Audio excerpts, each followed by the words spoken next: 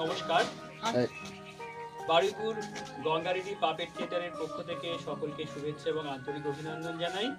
আজ 12ই জানুয়ারি 2026, আজ স্বামী বিবেকানন্দের 164তম জন্মজয়ন্তী।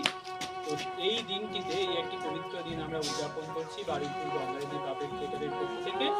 তো আমরা সকলেই জানি যে স্বামীজি আমাদের সমস্ত চেতনার গুরু। তো সেই স্বামীজিকে স্মরণ করবো আজকে 12ই জানুয়ারি বলে নয়, সারা বছরই তার যে আদর্শ, তার যে দর্শন আমাদের কাজে, আমাদের মনে চিরন্তন সবসময় আছে এবং সবসময় আমরা সেটা পালন করি বা করে যেতে চাই। তো আজকের এই বিশেষ দিনে তার জন্মজয়ন্তীতে আমরা তারপরে আমাদের এই শুভ অনুষ্ঠানের সূচনা করবেন আমাদের সদস্যা শ্রীমতী জবা ব্যানার্জি।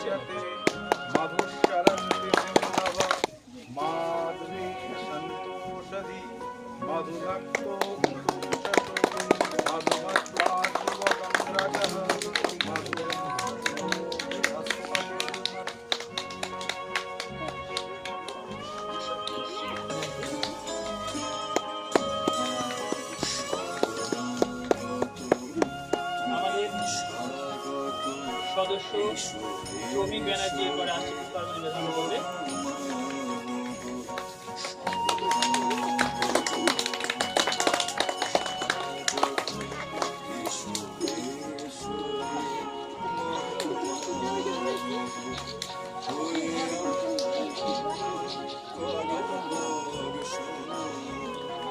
কৌভিক নস্কর,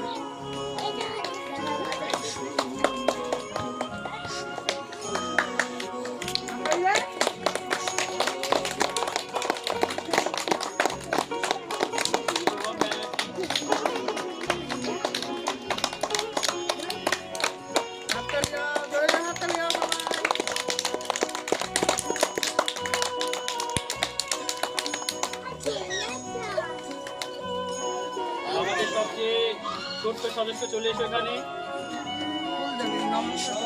জুতোটা খুলে যাও, জুতো আসলে জুতো আসছে না, আসছে না, জুতো আসছে না তো।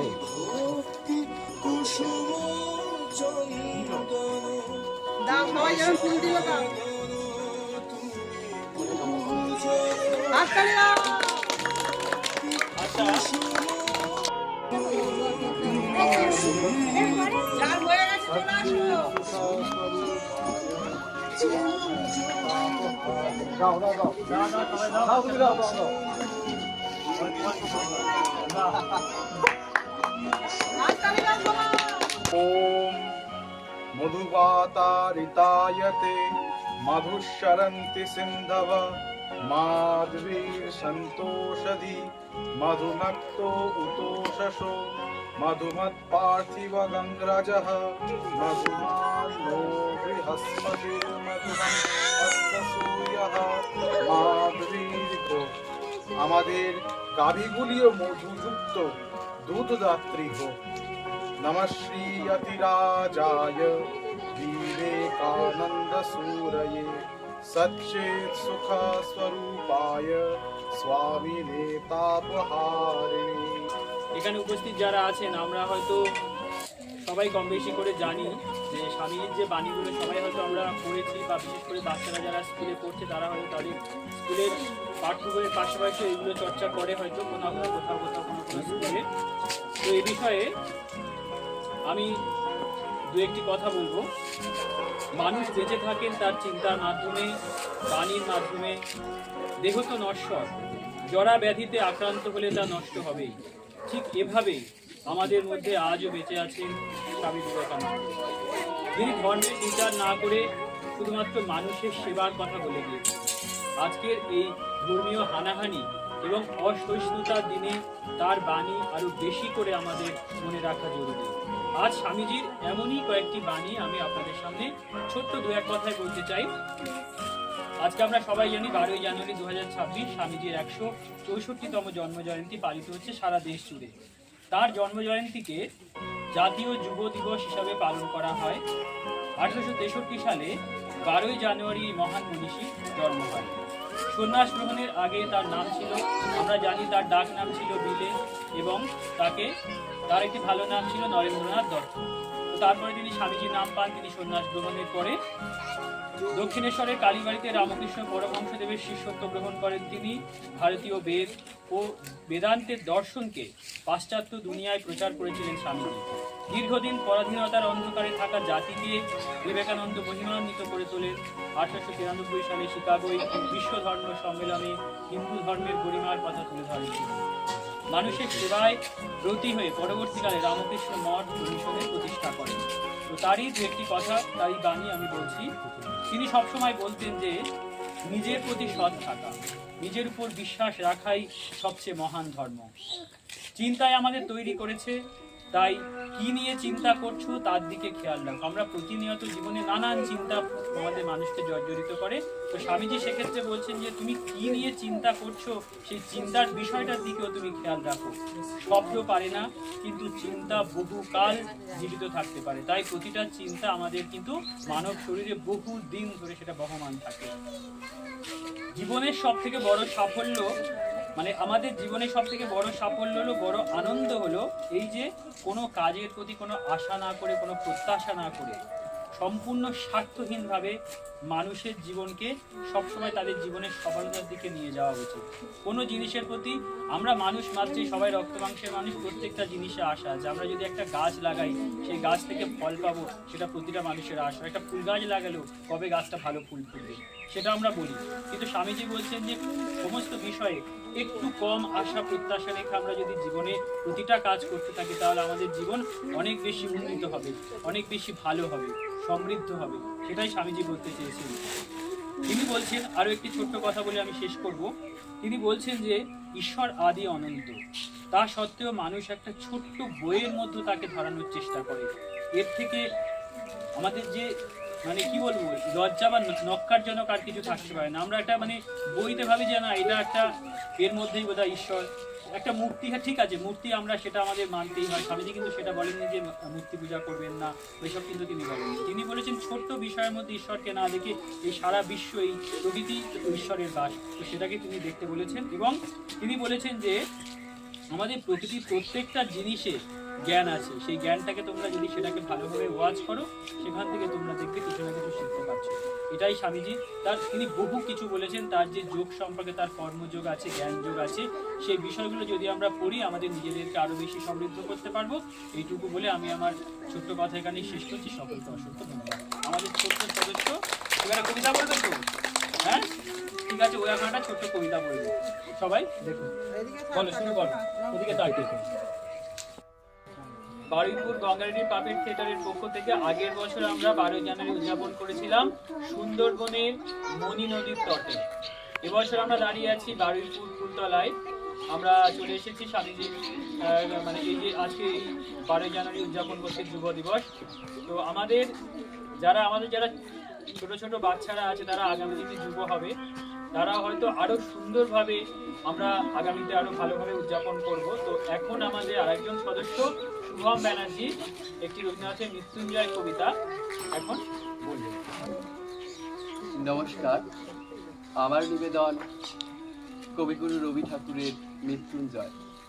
এই যে মানুষটা, যে মহান সন্ন্যাসী, ইনি তো আমাদের ভারতবাসীর জন্য জীবন পাত করেছেন, অর্থাৎ মৃত্যুকে জয় করেছেন। তো এক ধরনের উনিও মৃত্যুঞ্জয় রবি ঠাকুরের পাশাপাশি। তো সুতরাং আমার নিবেদন কবিগুরু রবি ঠাকুরের মৃত্যুঞ্জয়।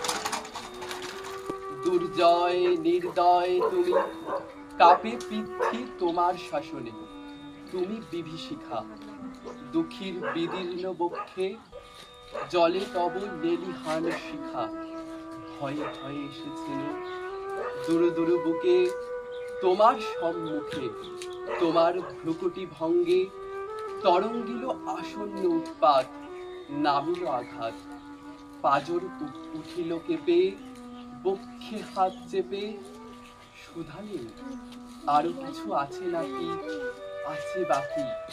দক্ষিণ হাতের সেল উঠেছে ঝড়ের মেঘপানে, শেখা হতে বজ্র টেনে আনে। এই মাত্র আর কিছু নয়, ভেঙে গেল ভয়, যখন উদ্যত ছিল তোমার অশনি। তোমাকে আমার চেয়ে বড় বলে নিয়েছিল বলে। নমস্কার। সৌমিক ব্যানার্জি। তো আমরা সবসময় থাকি তো অন্তরালে, আমাদেরকে দেখা যায় না। তো আজকে সৌমিক স্বামীজির যে স্পিচ তিনি শিকাগোতে দিয়েছিলেন আমেরিকায়, তারই বাংলা অনুবাদ, তো সেটাও পুতুলের মাধ্যমে দেখাবে। তো আমরা শুরু করি সৌমিকের উপস্থাপনা।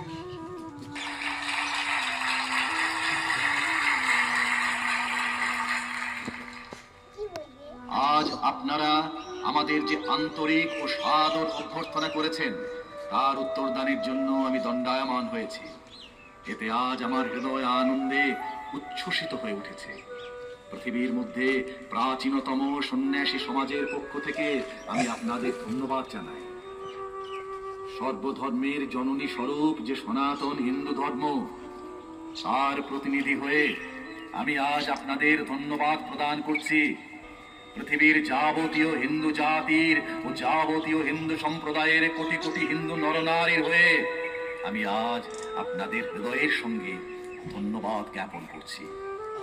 এই সভামঞ্চে সেই কয়েকজন বক্তাকেও আমি ধন্যবাদ জানাই যারা প্রাচ্যদেশীয় প্রতিনিধিদের সম্পর্কে মন্তব্য প্রকাশ করলেন যে অতি দূর দেশবাসী জাতিসমূহের মধ্য থেকে যারা এখানে সমবেত হয়েছেন তারা বিভিন্ন দেশে বড় ধর্ম সহিষ্ণুতার ভাব প্রচারের গৌরব দাবি করতে পারেন। যে ধর্ম চিরকাল সমদর্শন ও সর্ববিধ মত গ্রহণের বিষয়ে শিক্ষা দিয়ে এসেছে, আমি সেই ধর্মভুক্ত বলে নিজেকে গৌরবান্বিত মনে করি। আমরা যে কেবল অন্য ধর্মাবলম্বীর মত সহ্য করি তাই নয়, সকল ধর্মকেই আমরা সত্য বলে বিশ্বাস করি। যে ধর্মের মূল কথা পরধর্ম সহিষ্ণুতা, সহমর্মিতা, আমি সেই ধর্মভুক্ত। যে জাতি পৃথিবীর সমুদয় ধর্ম ও জাতিকে যাবতীয় ত্রস্ত, উপদ্রুত এবং আশ্রয়লিপ্সু জনগণকে চিরকাল অকাতরে আশ্রয় দিয়ে এসেছে, আমি সেই জাতির অন্তর্ভুক্ত বলে নিজেকে গৌরবান্বিত মনে করি। আমি আপনাদের বলতে গৌরব বোধ করি যে বৎসর রোমানদের ভয়ঙ্কর উৎপীড়নে ইহুদি জাতির পবিত্র দেবালয় চূর্ণীকৃত হয়, সেই বৎসর তাদের কিয়দংশ দক্ষিণ ভারতে আশ্রয় লাভের জন্য এলে আমরাই তাদেরকে সানন্দে সাদরে গ্রহণ করেছিলাম এবং আজও তাদের আমাদের হৃদয়ে ধারণ করে আছি। জরথ্রুষ্টের অনুগামী সুবৃহৎ পারসিক জাতির অবশিষ্টাংশকে যে ধর্ম আশ্রয় দান করেছিল এবং আজ পর্যন্ত যে ধর্ম তাদের প্রতিপালন করে আসছে, আমি সেই ধর্মভুক্ত। কোটি কোটি নরনারী যে স্তোত্রটি প্রতিদিন পাঠ করেন এবং অতি বাল্যকাল থেকে আমি যা আবৃত্তি করে আসছি তার কয়েকটি শ্লোকের অংশ আজ আপনাদের সামনে উদ্ধৃত করছি। রুচিনং বৈচিত্রাদ্রিজুকুটিল ননপথয়ূষং হরিণামিকগম্মতমসি পয়সমর্ণবৈব। অর্থাৎ, হে প্রভু, বিভিন্ন পথে গিয়েও যেরূপ সকল নদী একই সমুদ্রে পতিত হয়, ভিন্ন ভিন্ন রুচি হেতু সরল কুটিল প্রভৃতি নানা পথগামীদেরও তুমি সেইরূপ গম্যস্থান। এই সর্বশ্রেষ্ঠ ধর্ম মহাসম্মেলন গীতা প্রচারিত সেই অদ্ভুত সত্যেরই পোষকতা করছে, যেখানে বলা হয়েছে ये यथा मं प्रपद्यन्ते तांस्तथैव भजाम्यहम् मम वर्तानुवर्तन्ते मनुष्या पार्थ सर्वशः। অর্থাৎ, যে যেরূপ মত আশ্রয় করে আসুক না কেন, আমি তাকে সেভাবেই অনুগ্রহ করে থাকি। স্বামীজির জন্মদিন উদযাপনের আজকে যে এই ছোট্ট আয়োজন আমরা করেছি, একেবারে অন্তিম পর্যায়ে আমরা এসেছি। একটি পুতুল নাচের মাধ্যমে আজকে আমাদের অনুষ্ঠানের সমাপ্তি করব এবং পুতুল নাচ করতে আসছে আমাদের দলেরই ডক্টর প্রদীপ সরকার। দুর্গম গিরি কান্তার মরু দুস্তর পারাবার হে, লঙ্ঘিতে হবে রাত্রি নিশীথে যাত্রীরা হুঁশিয়ার।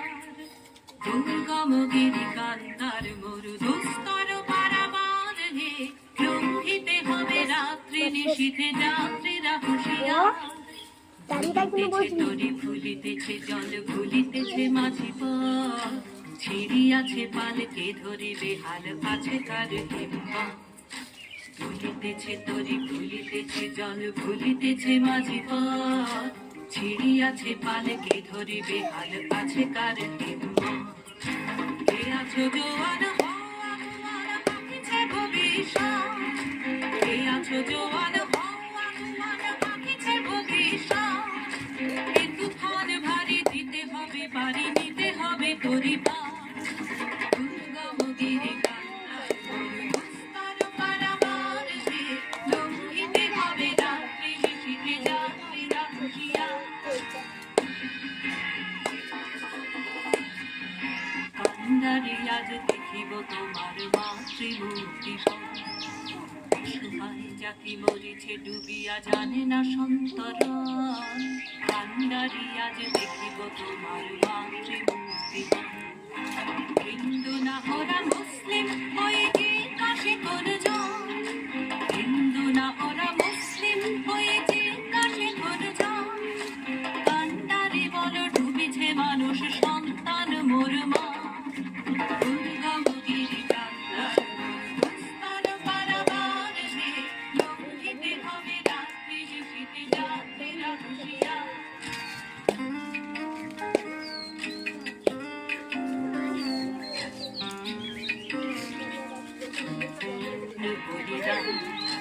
হাসির মঞ্চে কে গেল যারা জীবনের জয়গান হাসিয়া লক্ষ্যে দাঁড়াইছে তারা দিবে কোন বলিদান আজি পরীক্ষা জাতির অথবা জাতির করিবে গ্রাম আজি পরীক্ষা জাতির অথবা জাতির করিবে গ্রাম দুলিতেছে তরি ফুলিতেছে জন কান্দারি খুশিয়া দুর্গম গিরি কান্দার দুস্তর পারাবার হে লঙ্ঘিতে হবে রাত্রি নিশীথে যাত্রীরা হুঁশিয়ার দুর্গম গিরি কান্দার দুস্তর পারাবার হে লঙ্ঘিতে হবে রাত্রি নিশীথে যাত্রীরা হুঁশিয়ার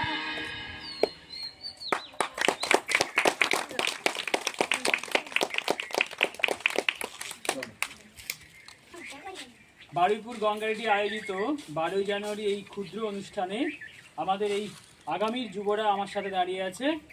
তো এদের সাথে আমরা আজকের অনুষ্ঠানের সমাপ্তি ঘোষণা করছি। সবাই একটা মানে আজকে আমরা জানি যে সবাই যুব দিবস তোমরা সবাই জানো স্কুলে প্রত্যেকে, হয়তো বাচ্চারা হয়তো এই বিষয়টা জানে না হয়তো, কিন্তু ওরা আগামী দিনে জেনে যাবে এবং ওরাই আগামীর যুব। তোমাদের কেমন লাগলো পুতুল নাটক নাচ কেমন লাগলো? এই ভাই পকেট থেকে হাতটা নামা। ঠিক আছে, তো আমরা আজকে অনুষ্ঠান এখানে সমাপ্তি ঘোষণা করছি। সবাই ভালো থাকবেন, ধন্যবাদ। আবারও দেখা হবে 2027 12 জানুয়ারি বারুইপুর গঙ্গারেডি পাপেট থিয়েটার। এইদিকে তাক। আর যারা কবিতা বলেছিস তারা যাস না।